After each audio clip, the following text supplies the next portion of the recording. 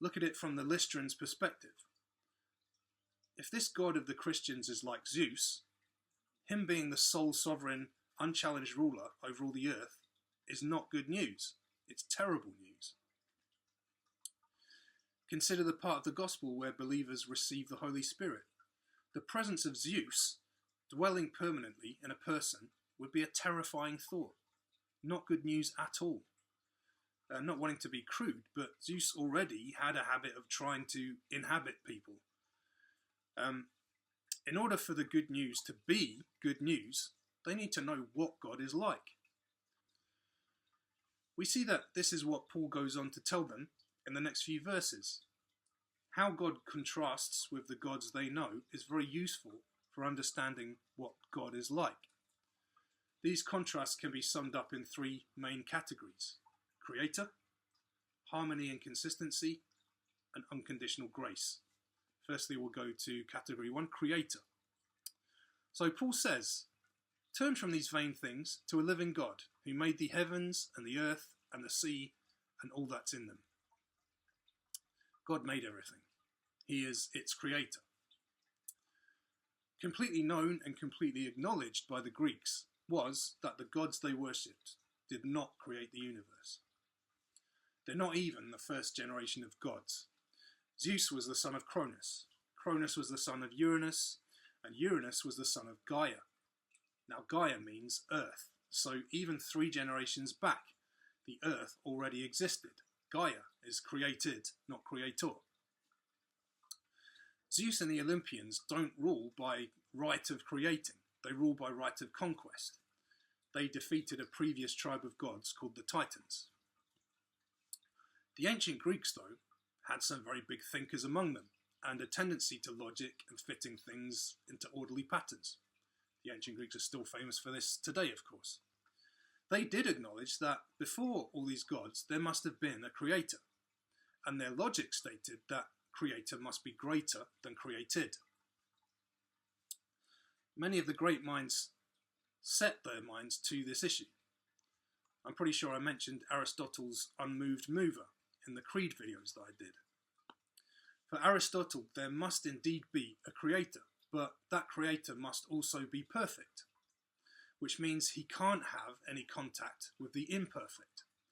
Aristotle's creator God can't be worshipped by his creations, so it's the less than perfect created beings that are being worshipped and who interact with the people of the earth, the Olympians or whoever might usurp them in the future. So when Paul mentions that God is a living God, he means that this creator God is active and interactive with that which he created. His perfection isn't fragile and tainted by involvement in creation, like Aristotle's unmoved mover. You can know the creator God, and he already knows you. That's actually pretty mind-blowing to ancient Hellenistic people, and in fact it's still a challenge to the inheritance of Indo-European thought, that's those of us who are Westerners, right up to today. In Hebrew thought, God is also perfect, but he is constantly active and has always been active. Activity doesn't make him imperfect, as an Indo-European theorizes it has to do. Hebrew doesn't separate perfection from action. He must be perfect or he must be active and interact with us. Hebrew thought doesn't have that separation. God can be both. Once you learn just a little of the stories of the Olympian gods, you see that they're very human. They're not even examples of the best humans. Well, their Hellenistic worshippers weren't blind to this, but to them that wasn't a contradiction. They would say that if a god really was perfect, they wouldn't be able to worship them. Also remember that these gods rule by right of conquest, because they're bigger and stronger than humans, not because they're wiser and more moral than humans, and their worshippers don't expect them to be wise or moral. So Paul is informed by his knowledge of the audience he is addressing, and this is one of the areas he knows they have an itch, so he's scratching it. They think there must be a creator God, but so far, only based on logic. There isn't an agreed dogma in their religion that explains that. Paul also understands their logic and is using their logic. He's not challenging their logic. He's not using Hebrew logic. He is using their logic. Hellenistic logic is based on nature. Actually, Hellenistic logic is based on physis, and nature is our nearest word to describe physis. Nature is hierarchy. That's why they have such stratified societies. And the same hierarchy applies above the mortal world in the cosmos. The God who created everything would be at the top of the hierarchy. So he must be the best by their own logic. Paul makes a lot of references to the ruling concept of nature to Hellenistic people early on in his letter to the Romans. You may know that. And he's revisiting much of the same of what we see here. That said, I definitely would like to spend time looking at that introduction to Romans on its own. That's very much worth doing, I think. So he is using their logic, but he's not affirming their beliefs about gods. When he says, turn from these vain things, and that God is a living God, I think we can also take this to mean that he's saying God exists, he's a living God, and the Olympian gods don't. They're vain things. Paul doesn't even mention any of their names, you notice. So it's not quite that he's affirming that what they believe already, probably, that, yeah, these gods exist, but there's another God who's their boss, because that keeps the other gods in the picture. But Paul is prepared to use their logic, the hierarchy of nature, to point to God's logical existence and incomparable power. Paul goes on to the fact there's one God, the singularity of God, in the next bit, our next category, which is harmony and consistency. So the next category about what God is like that makes him good news for the Lystrians is harmony and consistency. While Paul has said that God made the heavens, the earth, the sea, and all that live in them, he also confirms that God is the God of the heavens, the earth, the sea, and all that live in them. Hellenistic nature logic again. The one who creates it owns it. He's the Lord of it. That, of course, is very different to the state of affairs in the Hellenistic religion, where there are numerous gods, and they are gods of numerous things. Take the heavens. Remember, we've got heavens, the earth, the sea. Take the heavens. Well, the sky god is Zeus, nominally the boss. But another god of the heavens is Apollo, the sun god. Apollo rides his chariot, the sun, across the sky, creating day.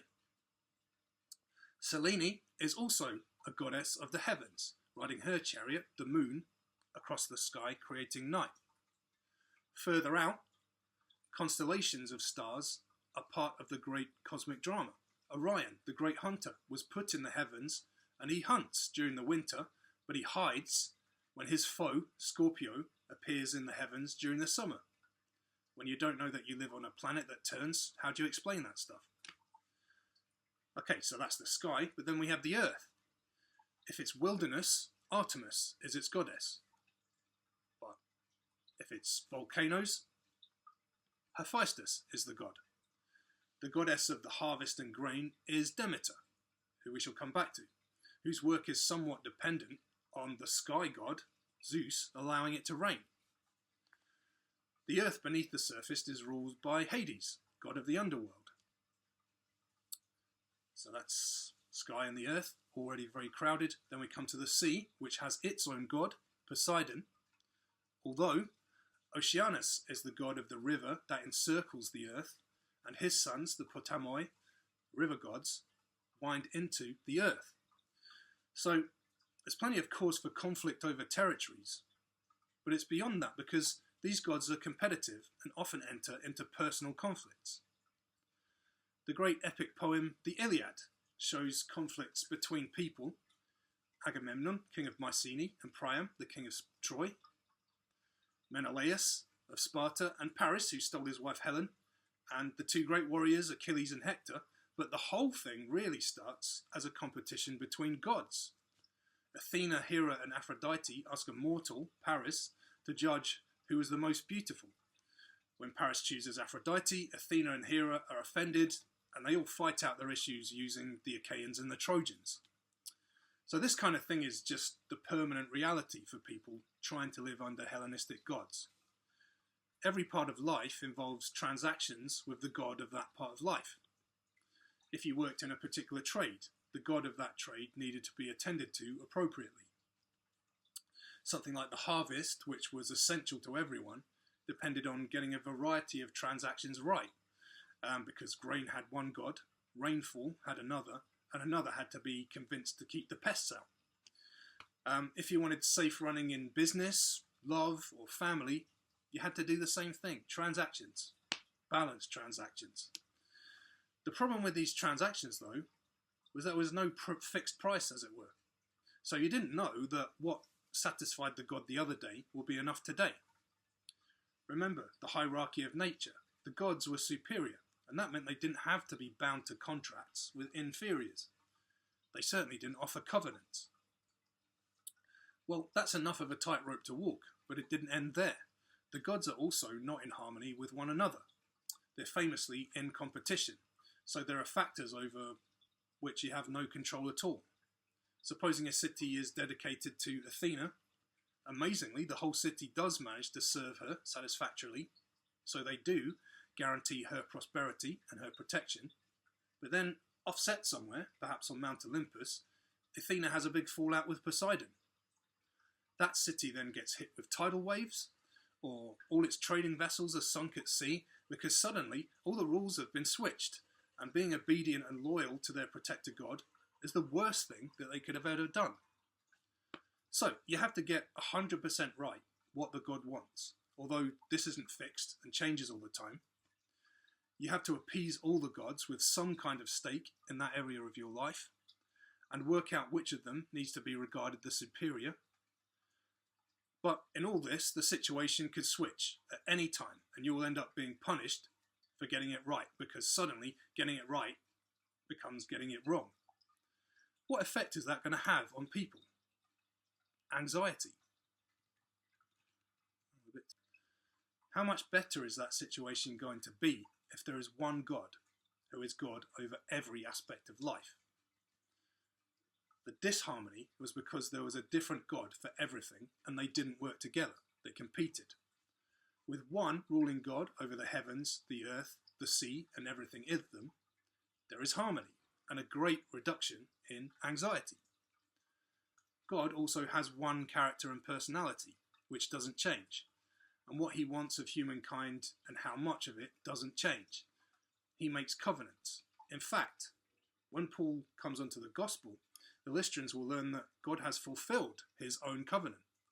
One fixed transaction with one God is a great improvement to what they know now, but they don't even have to strive to achieve that one transaction. Now, the payoff to having multiple gods, let's look at it at both sides, in the Hellenistic religion, had been that if a god was a tyrant, at least he wasn't the only one. There were other powerful beings that you could turn to. This reminds us that while having the harmony and consistency of one God is favourable, it might not be good news depending on what that one God is like. So we're back with this key issue again. What is God like? And that brings us on to category 3, unconditional grace.